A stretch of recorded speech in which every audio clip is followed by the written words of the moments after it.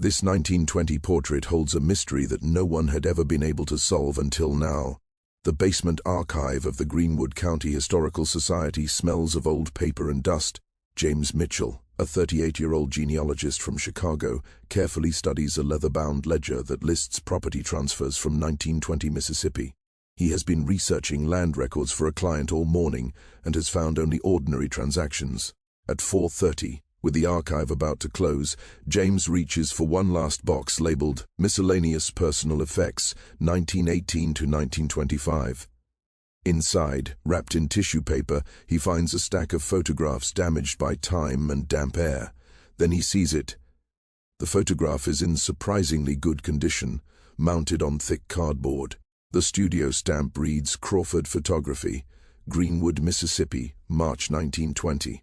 It shows a formal family portrait. A black couple sits in the center, dignified in their best clothes. The man wears a pressed dark suit, his expression calm and proud.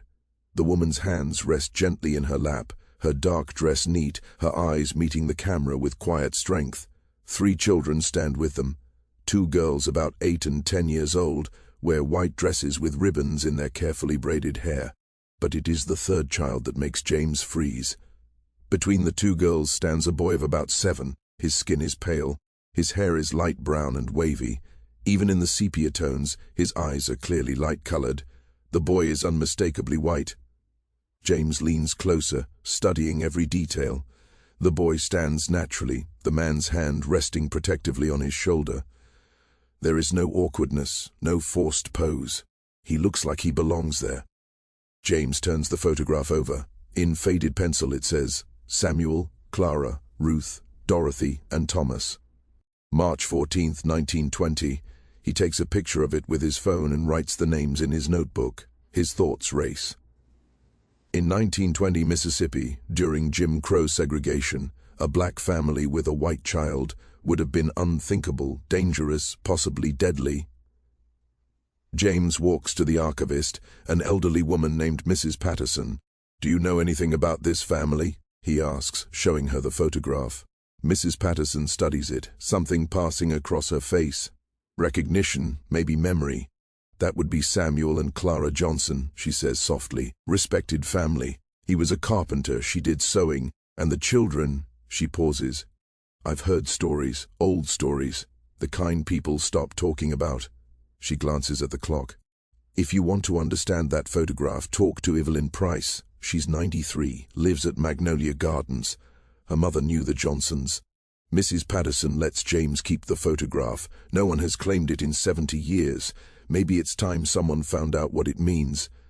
As he walks to his car, James looks at the 5 faces again. 4 make sense, 1 does not. Whatever happened in 1920, someone worked hard to hide it.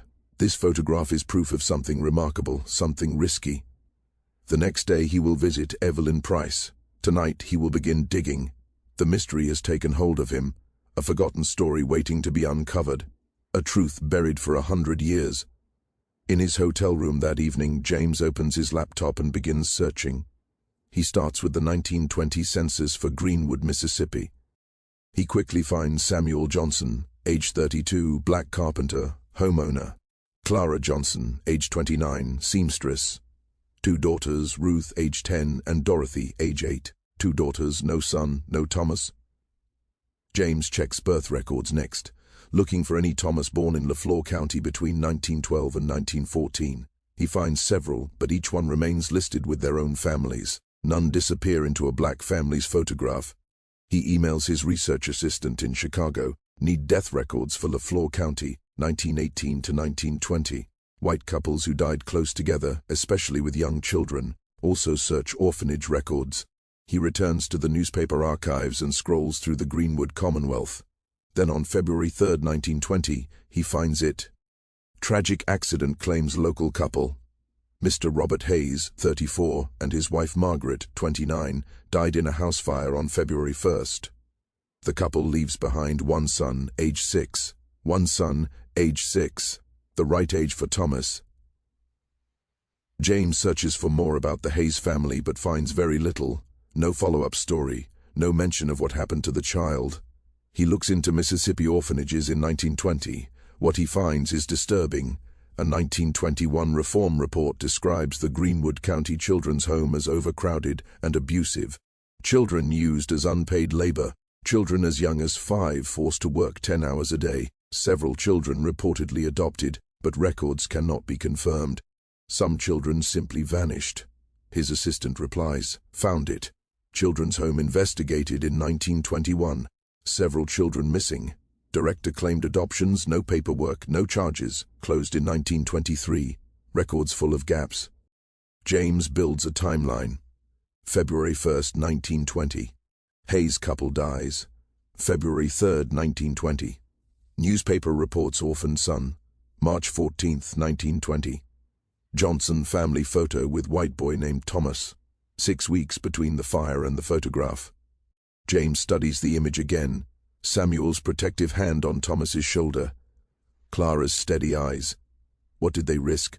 He finds the Johnson property record, 412 Elm Street, purchased in 1918. As midnight approaches, James makes a promise to the 5 faces in the photo.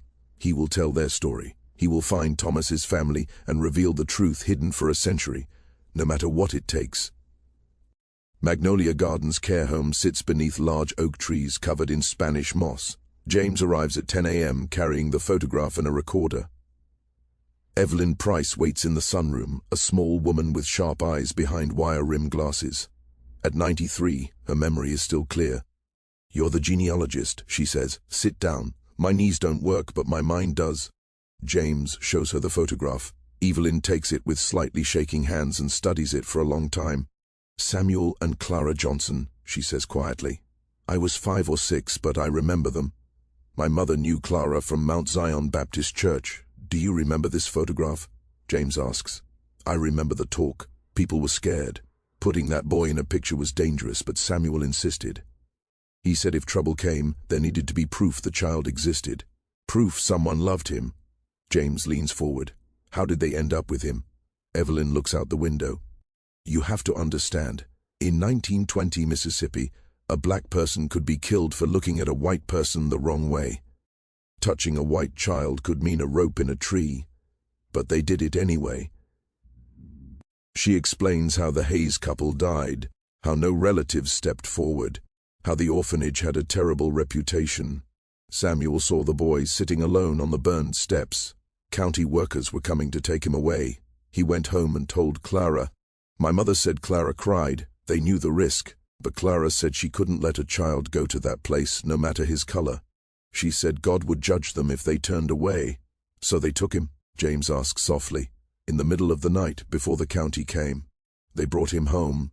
They told people he was Clara's nephew visiting from the north. The black community knew the truth and kept silent. For almost 2 years, Evelyn says. They called him Thomas. He played with Ruth and Dorothy, went to church, learned carpentry from Samuel." "Sweet boy. Why take the picture?" James asks. Samuel wanted proof. If they were arrested or worse, he wanted evidence the boy was real and loved. The photographer, Albert Crawford, knew the truth. He could have reported them. Instead, he took the photo and charged half price. What happened to Thomas? By 1922, it was too dangerous. The Klan was active. He looked clearly white as he grew. Clara had a cousin in Chicago, Diane Porter. They sent Thomas north. Clara cried for days. They exchanged secret letters for years. After Samuel died in 1935, the letters slowly stopped. "It's time people knew," Evelyn says. "Find his family." James promises he will.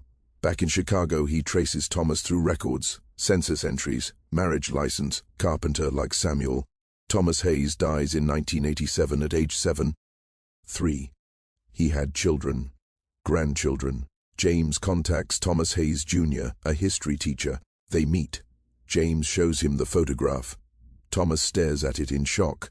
"My grandfather was raised by a black family." James explains everything. Thomas cries. They saved him, which means they saved all of us. They decide to find the Johnson descendants. James traces Ruth and Dorothy's families.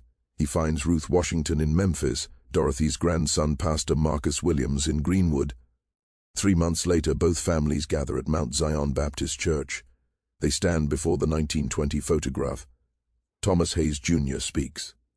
I am here because two people risked everything for my grandfather. Without them, none of us would exist. Tears fill the church. Ruth Washington shares stories passed down. Pastor Williams speaks about courage. Thomas presents a small wooden toy horse carved with the initials S.J. Samuel Johnson made it. His grandfather kept it his whole life. The family's embrace. The story spreads beyond the church. Newspapers print it. Museums display the photograph. A foundation is created in Samuel and Clara's name. Years later, the descendants gather again for a wedding between the two families. At the ceremony, they honor Samuel and Clara. Love brought us together twice, Marcus says in his vows, in 1920 and again today. Under the same Mississippi stars that shone in 1920, the families remember the courage that changed their lives. A photograph once held a mystery no one could explain. Now it tells a story of sacrifice, bravery, and love that crossed the harshest barriers. Samuel and Clara Johnson asked for nothing. They expected no praise. They acted because a child needed help. And now their story lives on. A reminder that even in the darkest times, simple acts of courage can change the future. The photograph remains on display, but its true legacy lives in the families, black and white, forever connected by one brave choice. This is the mystery solved, that humanity at its best is stronger than hatred, that love at its core sees not color but a child in need and the courage to act. Samuel and Clara Johnson are gone, but their legacy lives on in every life that followed because they chose love over fear.